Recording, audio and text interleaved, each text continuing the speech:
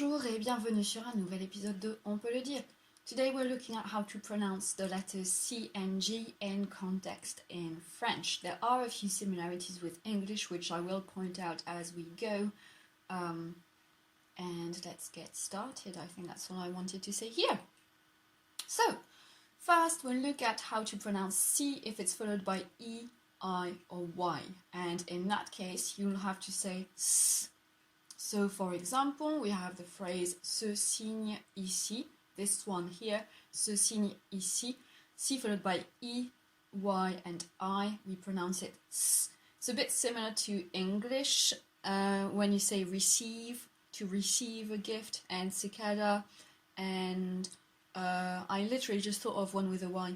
Oh yeah, cyan, the basic color cyan, you know, C-Y-A-N. So you have the same rule, okay? In French, added details are that this rule is also working if you have an apostrophe after the C. So the phrase that's just come up is c'est for it is or it's contracted, c'est. There is an apostrophe, but after the apostrophe you have an E, so the sound for C would still be S, and then EST is pronounced E when it's the verb. Another case I forgot to put in the pictures is if you have an E acute or E circumflex or E grave. So if you have an accent on the E, it doesn't change the rule at all. So if you met it was, that would be C apostrophe E acute T A I T, and that would be c'était, so we still pronounce the C S. Okay, same for other accents, but the main time this will be useful for you is probably with c'était. It was, and say it is. So that's it for C followed by E, I and Y. What about G followed by E, I or Y? In that case, we are going to recycle a sound I talked about in my last video, which was the J sound. J. So, for example, we had it in je m'appelle, je joue, bonjour, and we're going to have the same if we have G followed by E, I or Y. Similar to how in English you say gel, gin, gym, and the example I'm using in French here, still a bit weird and meaningless, is la gymnaste du gîte rouge, which is the gymnast of the red, what's the English word for gîte? Bed and breakfast-ish sort of thing. I'm gonna have to look it up and I'll add a little note in the video to say what the official translation is. And that's when I'm really gutted I left my Robert and Collins dictionary at school, because now I don't have it and it was the best. Never mind. So la gymnaste du gîte rouge. We have a GY at the start of gymnaste, so we say gymnaste. Gîte, GI. Notice again the accent changes nothing, and then rouge, GE at the end, so we say rouge. Okay, that's it for that. We're now going to move on to the second case scenario for both C and G. So C first. If you have C followed by A, O, U, or a consonant, CS stands for consonant, remember?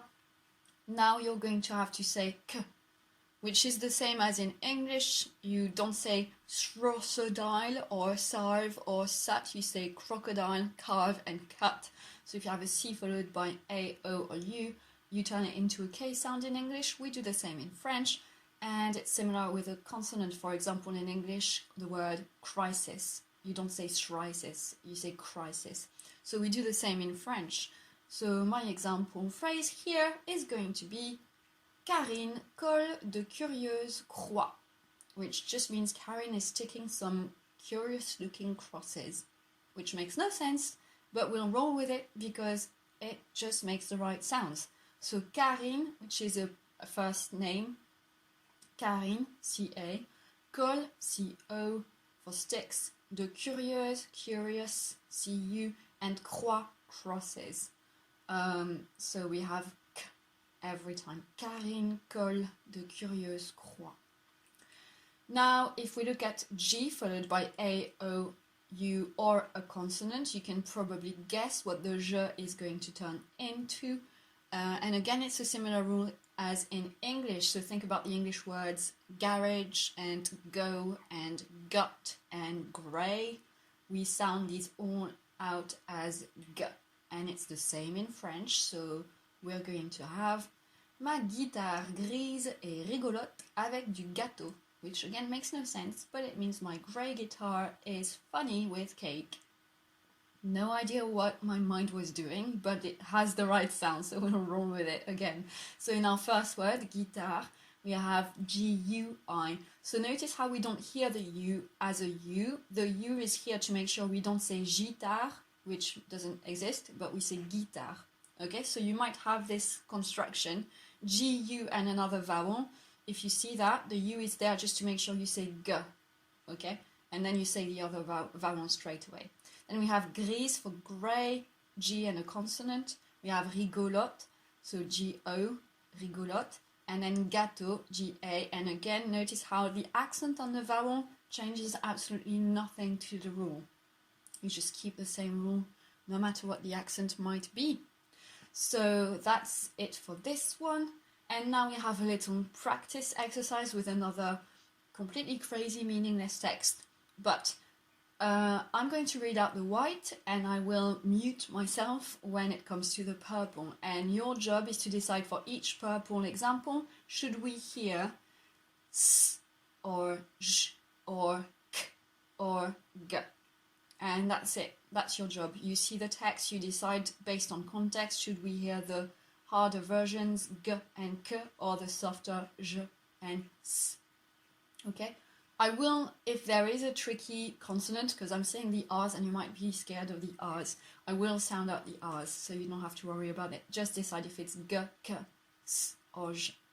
So we have Je veux la race d'une girafe dans la savane, l'agilité d'une tigresse qui se déploie à pas feutrés, les couleurs d'un arc-en-ciel au reflet est, de vagues mélodies dignes de jolies cigales. So hopefully you kind of followed and you have an idea. So let's have the answers now. If you want more time to think about it, you can pause the video.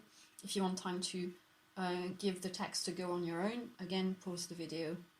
If not, here we go. Je veux la grâce d'une girafe dans la savane, l'agilité d'une tigresse qui se déplace à pas feutrés, les couleurs d'un arc-en-ciel au reflet gai, de vagues mélodies dignes de jolies cigales. So the slight tricks here, the sounds which I think might have been a bit trickier for you. We have arc-en-ciel, so I forgot to mention before when we had C, if it's at the end of a word, it sometimes is pronounced, and when that's the case, it's a K sound, so k, so arc. It's quite rare, you won't have that too often. And then the other one was a trick that we have mentioned. It's for the vague melody at the end. So you have GU, but the U is only here to make sure we don't say de vague, but the vague melody. If we try and translate this, I should have prepared a translation, but I didn't because I forgot. So it's, I want the grace of a giraffe in the savannah, the, do you say agility of a she-tiger who's moving with, I don't know how to say pas feutré, but like very discreetly. Les pas feutrés is typically how cats move, like padded steps that you can't hear. Les couleurs d'un arc-en-ciel is obviously a rainbow. Why obviously? You might not know. An arc-en-ciel is a rainbow. So a rainbow's colors with gay, I don't know, glints, but it's not glints, it's light. What do we say about light? It's not glisten, it's not glint, it's shimmer maybe? So with gaily shimmering rainbow colors maybe? And then some faint melodies worthy of pretty cicadas. It makes no sense, but I was just trying to string words together that had the right sounds. And I found a cool website with free, like copyright-free poetry, basically, which is what I used and mixed up together to come up with this little text for practice. I don't know if this is useful, so if you've watched up till now and you've given this a go, can you let me know how useful that was? And if it wasn't, then let me know, because I need to try and find other practice tasks. If you have any ideas for me, do let me know in the comments. But that's it for today. So we have C and G. If they're followed by E, I, or Y, they're going to be S and J. And if they're followed by A, O, U, or a consonant, you're going to have to say K and G. Similar to English, so that should help you out. I can't remember which pair we're going to do next video, but we will do another pair like that, hopefully soon-ish.